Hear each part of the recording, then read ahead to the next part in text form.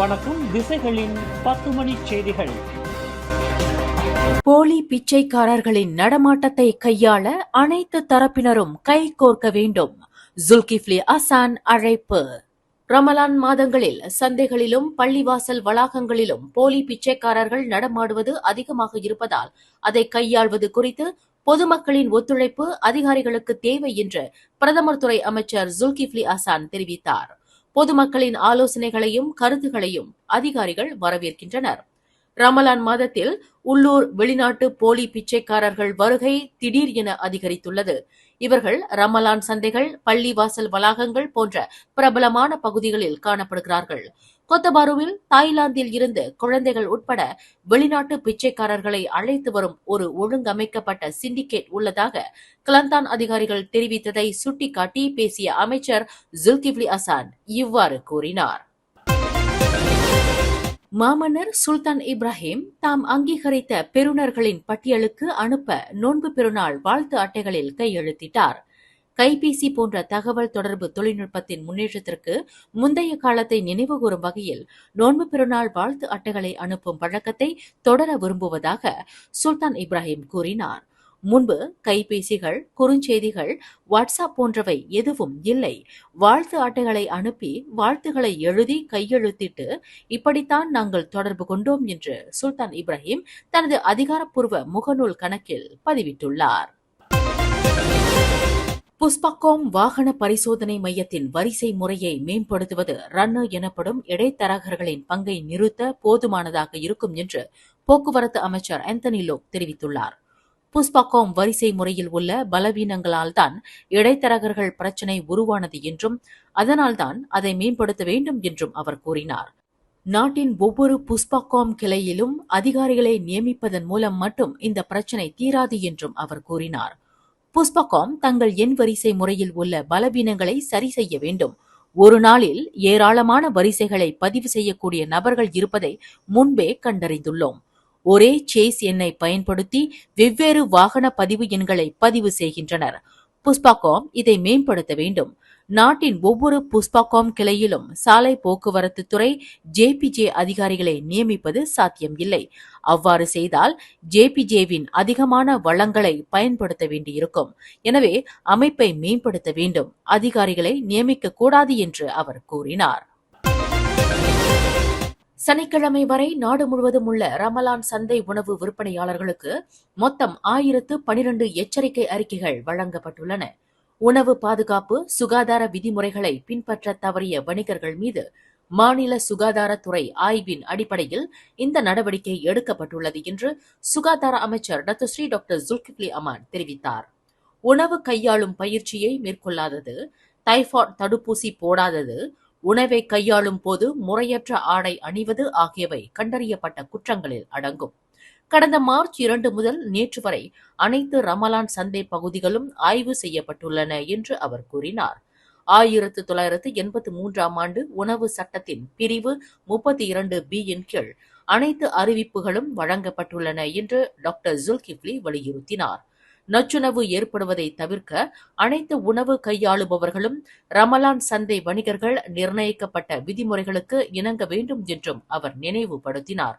உரிமம் இல்லாமல் உணவை கையாளுவதும், டைபாய்டு தடுப்பூசி போடாததும் உடனடியாக கவனிக்கப்பட வேண்டிய கடுமையான குற்றங்களாகும். சுகாதார அமைச்சு, அமலாக்க அதிகாரிகள் கண்காணிப்பு பணியில் எப்போதும் இருப்பார்கள்.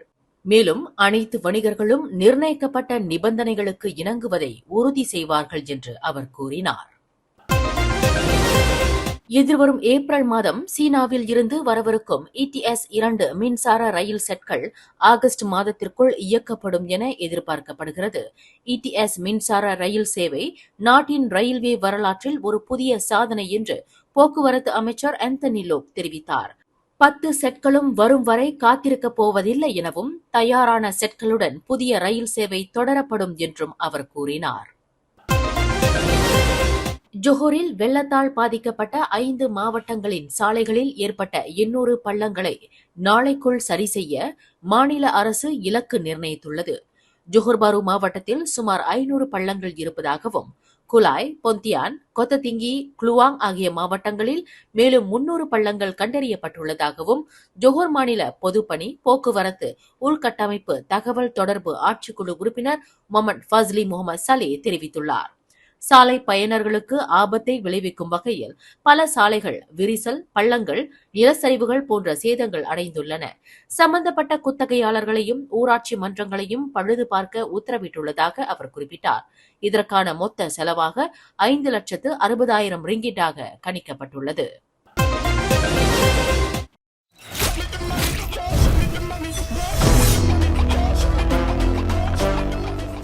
தென்னிந்திய திரைப்பட முன்னணி நடிகர்கள், நடிகைகள், இயக்குனர்கள், இசையமைப்பாளர்கள், பின்னணி பாடகர்கள், நகைச்சுவை நடிகர்கள் கலந்து கொண்டு விருது பெறும் நிகழ்வு பினாங்கு மாநிலத்தில் spice அரீனாவில்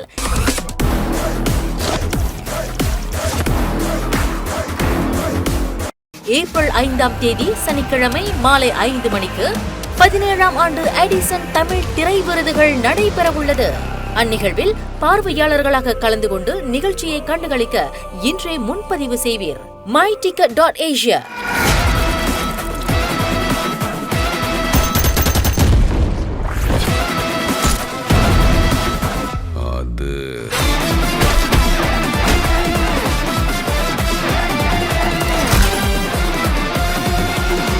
My darlings, missed you all.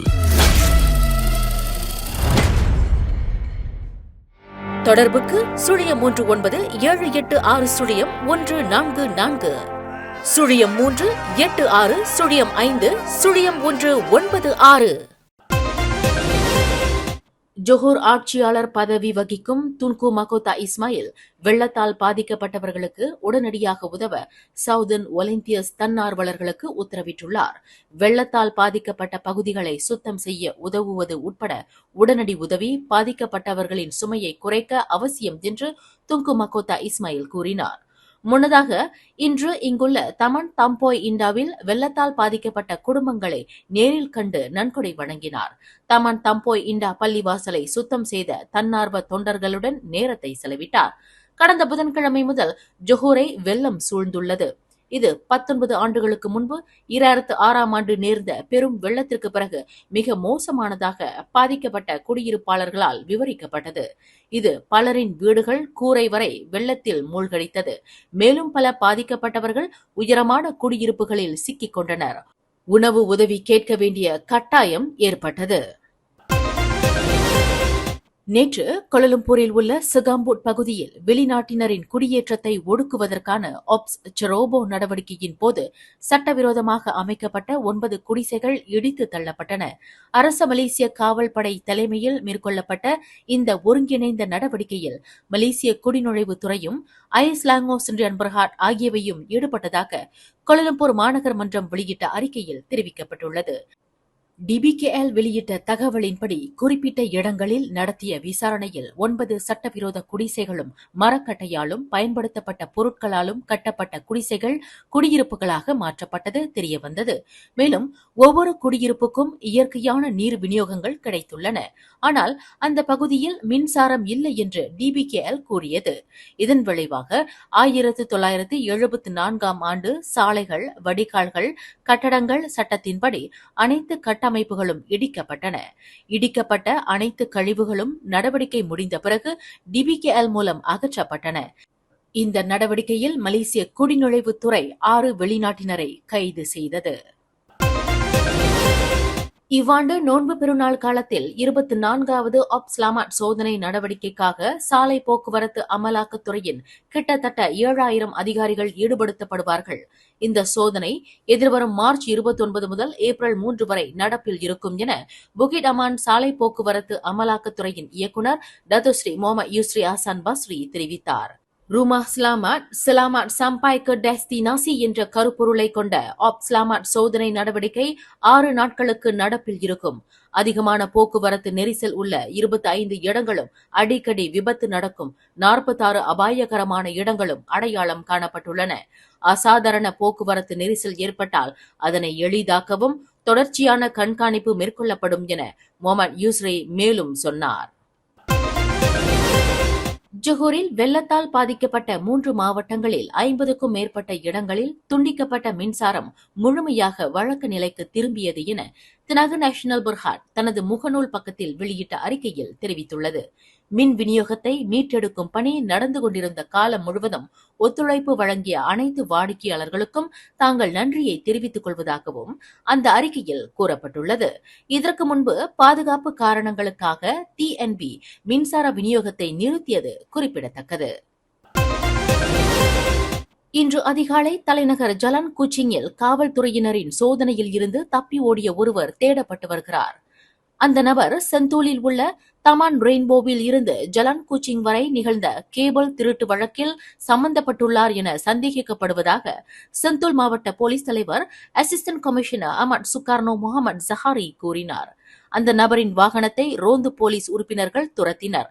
ஜலன் குச்சிங்கை அடைந்ததும் சந்தேக நபர் தனது வாகனத்தை சாலையோரத்தில் நிறுத்திவிட்டு சென்றதாக அமட் சுகார்னோ இன்று ஓர் அறிக்கையில் தெரிவித்தார். அந்த வாகனத்திற்குள் கேபிள் திருடும் கருவிகளும் கண்டுபிடிக்கப்பட்டன. அவரை தேடும் நடவடிக்கைகள் மேற்கொள்ளப்பட்டு வருகின்றன.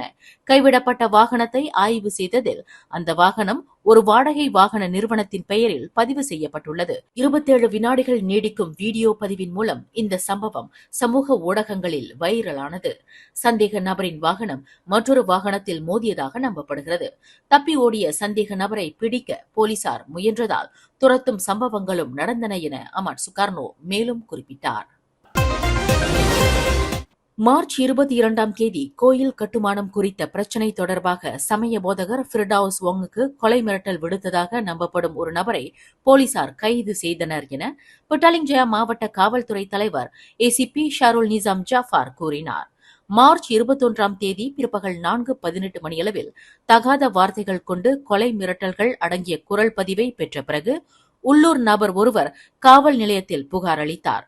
அந்த புகாரின் அடிப்படையில் போலீசார் மார்ச் 22ஆம் தேதி பிற்பகல் 1:30 மணியளவில் சந்தேக நபரை கைது செய்தனர். கூடுதலாக மிரட்டல்களை அனுப்ப பயன்படுத்தப்பட்டதாக நம்பப்படும் ஒரு கைபேசியும் பறிமுதல் செய்யப்பட்டது. இந்த வழக்கு தொடர்பான கூடுதல் தகவல்களை பொதுமக்கள் காவல்துறையிடம் தெரிவிக்கலாம் என்று அவர் கூறினார். கோயில் கட்டுமான பிரச்சினை தொடர்பாக தனது அறிக்கைக்கு பிறகு முகநூலில் கொலை மிரட்டல் விடுத்ததாக கூறி போதகர் காவல் நிலையத்தில் புகார் அளித்ததாக ஊடகங்கள் முன்பு செய்தி வெளியிட்டன. மேலும் செய்திகளை தெரிந்து கொள்ள கீழே இருக்கும் பெல் பட்டனை அழுத்துங்கள். உங்கள் மகிழ்ச்சியை வெளிப்படுத்த லைக் மற்றும் ஷேர் செய்யுங்கள். தொடர்ந்து திசைகளோடு இணைந்திருக்க சப்ஸ்கிரைப் செய்யுங்கள்.